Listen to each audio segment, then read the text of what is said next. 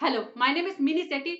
Today I'm going to discuss वो lecture method of teaching. Lecture method of teaching क्या है? Traditional method है, means पढ़ाने का एक पुराना ढंग है. लेक्चर मेथड ऑफ टीचिंग क्या है? ट्रेडिशनल मेथड है, मीन्स पढ़ाने का एक पुराना तरीका है. पहले के जमाने में लेक्चर मेथड का यूज करके स्टूडेंट को पढ़ाया जाता था, लेकिन आजकल हम problem solving method, role playing method, project method, बहुत सारे मेथड्स का यूज करके बच्चों को पढ़ाते हैं. लेकिन पहले के जमाने में ज्यादातर लेक्चर मेथड का ही यूज किया जाता था, इसलिए इसको ट्रेडिशनल मेथड ऑफ टीचिंग बोलते हैं. इसमें क्या है? टीचर्स तो इसमें जो ज्यादातर इंफॉर्मेशन है वो कहाँ से आती है? टीचर से आती है. ज्यादातर जो क्लासरूम में बोलता है वो कौन बोलता है? टीचर बोलता है. इसमें स्टूडेंट क्या है? Passive listener. जो टीचर बोलता है उन्हें क्या है? पैसिवली उनको सुनना है. इसमें मैंने पैसिव लिसनर क्यों कहा? इसमें स्टूडेंट अपना कोई ओपिनियन नहीं रख सकते, कुछ डिस्कस नहीं कर सकते, उनको वही सुनना है जो टीचर बोल रहा है. ठीक है, लेक्चर मेथड क्या है? एक पढ़ाने का पुराना ढंग है.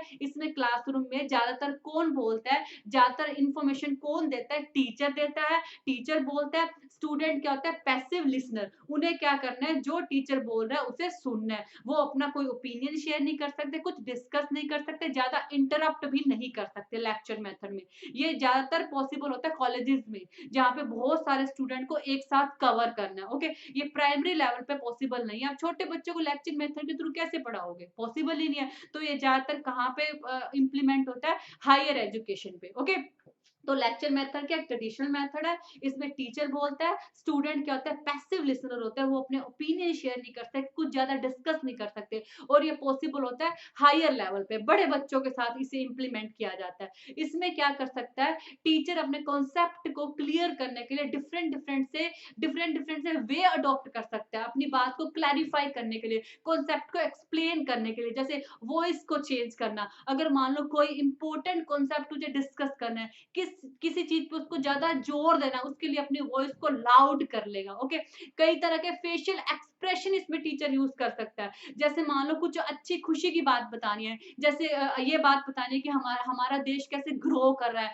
हम कैसे डेवलप कर रहे हैं, हमारी नेशनल इनकम कैसे बढ़ रही है, तो टीचर फेस पे हल्की सी स्माइल ले आएगा. ग्रोथ के बारे में बताना, डेवलपमेंट के बारे में बताना. अगर मान लो कुछ सोशल इविल्स के बारे में बताना है, जैसे हमें ये बताना है कि करप्शन कैसे बढ़ रहा है, अनएम्प्लॉयमेंट कैसे बढ़ रहा है, गरीबी कैसे बढ़ रही है, कुछ सैड न्यूज देनी है, तो उसके लिए कुछ डिसअपॉइंटमेंट वाला फेस बना लेगा, सैड फेस बना लेगा. मीन्स इसमें टीचर क्या करता है? डिफरेंट डिफरेंट तरह के फेशियल एक्सप्रेशन यूज करके अपने कॉन्सेप्ट को क्लियर करता है, अपनी बात को बताता है. वॉइस को चेंज करके, फेशियल एक्सप्रेशन को चेंज करके, कई तरह के जेस्चर यूज करके अपने कॉन्सेप्ट को वो क्लैरिफाई करता है. ओके, तो इसमें जो ज्यादातर इंफॉर्मेशन, जो मेन सोर्स ऑफ इंफॉर्मेशन है वो आपका टीचर है. स्टूडेंट क्या होता है? Passive listener. आपको ये तो समझ में आया. इसमें मेन सोर्स ऑफ इंफॉर्मेशन क्या है? आपका टीचर है. इसमें टीचर का मेन रोल होता है, बच्चे क्या होते हैं? पैसिव लिसनर होते हैं. और ये हायर लेवल पे पॉसिबल है, इसे प्राइमरी लेवल पे इंप्लीमेंट करना पॉसिबल नहीं है. अब हम बात कर लेते हैं इसके एडवांटेज के बारे में.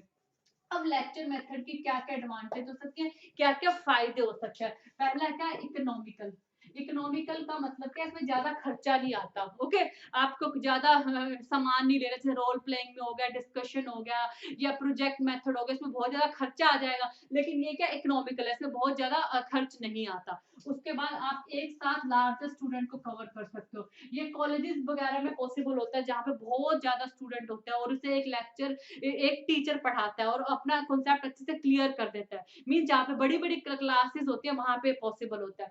उसके बाद सेव टाइम. ठीक है, आप एक साथ बहुत बहुत सारे बच्चों को पढ़ा रहे हो, आपने एक साथ बहुत ज्यादा बच्चों को कवर कर दिया, तो आपका टाइम भी इसमें बच जाता है, आपका सिलेबस कवर हो जाता है. इस मेथड का यूज करके आप क्या कर सकते हो? अपना सिलेबस कवर कर सकते हो इजिली. ठीक है, क्योंकि इसमें ज्यादा इंटरप्शन नहीं है. आप बच्चे का ओपिनियन नहीं ले रहे, कुछ डिस्कस नहीं कर रहे, उनके कोई आइडियाज नहीं ले रहे, वो ज्यादा इंटरप्ट नहीं कर रहे, तो आप कम टाइम में अपना सिलेबस भी कवर कर सकते हो. ठीक है, ये तो इसकी एडवांटेज होगी. उसके बाद एडवांटेज है तो कुछ डिसएडवांटेज भी होंगी. अब हम थोड़ा डिसएडवांटेज के बारे में भी कवर कर लेते हैं. Passive listener. ठीक है, टीचर बोलता है, बच्चे क्या passive listener.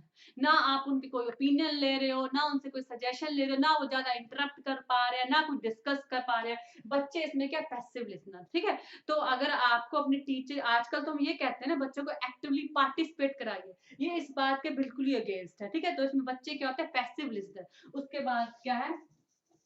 Against learning by doing जैसे प्रोजेक्ट मेथड में बच्चे कुछ करके सीखते हैं, ठीक है? इसमें तो बच्चों को कुछ करने का मौका ही नहीं दे रहे आप, तो ये क्या इस प्रिंसिपल के अगेंस्ट है लर्निंग बाय डूइंग। आजकल ट्रेंड में है ना लर्निंग बाय डूइंग, बच्चे कुछ करके सीखते, जैसे प्रोजेक्ट मेथड हो गया, लेकिन इसमें क्या बच्चों को कुछ करने का मौका ही नहीं दे रहे, खुद ही बोली जा रहे हैं। और उसके बाद क्या मोनोटोनस। मोनोटोनस का मतलब क्या होता है? नीरस हो जाना, बोरिंग हो जाना। आप बोलते नहीं लेक्चर ना दे, लेक्चर क्या है? इसका हिंदी मीनिंग क्या है? लेक्चर का भाषण देना। किसी का भाषण सुनना क्या अब हम बोर नहीं हो जाते अगर कंटिन्यू एक बंदा बोल रहा है, हम कुछ ओपिनियन नहीं दे रहे, कुछ डिस्कस नहीं कर रहे, तो ये बहुत बार लेक्चर मेथड बोरिंग हो जाता है। इसमें बच्चों को क्या यार्निंग आने लगती है, बड़ा बोर फील करने लगते हैं, तो मोनोटोनस हो जाता है बहुत बार। तो ये इसके डिसएडवांटेज आई थिंक आपको समझ में आएगा। Thank you.